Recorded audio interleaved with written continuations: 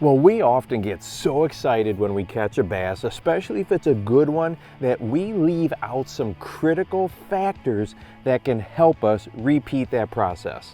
First, what is the depth that you caught that fish at? If they're ultra shallow, well, that's easy to pick out. But if you're bringing that lure back to you, whether from the shoreline or in a boat, sometimes we really don't have a great idea of where our lure was in the water column. But the more you can decipher the depth, the more repeatable it is.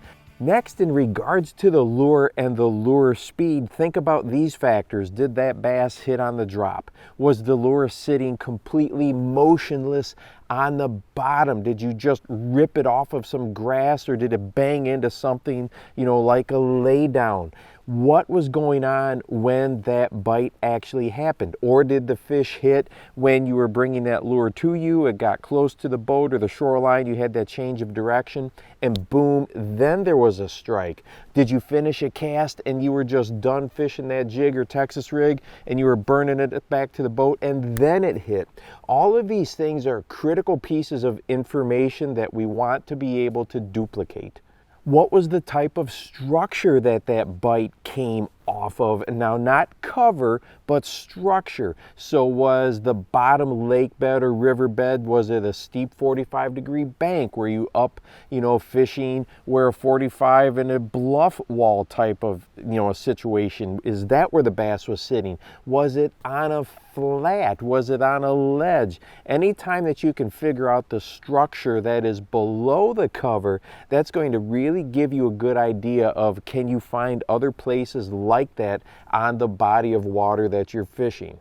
Now that you have the structure figured out, what was the cover that was right there? Was it inside or outside weed lines? Is it where two types of cover transitioned and met? For example, this is one of my favorites, fishing the big rocks at the end of a boat ramp and where that stops and transitions into something else. In this situation, a bunch of vegetation. Those types of transition lines create edges and are bass highways. So can you figure out where that bite was in relationship to the type of cover and what else was there?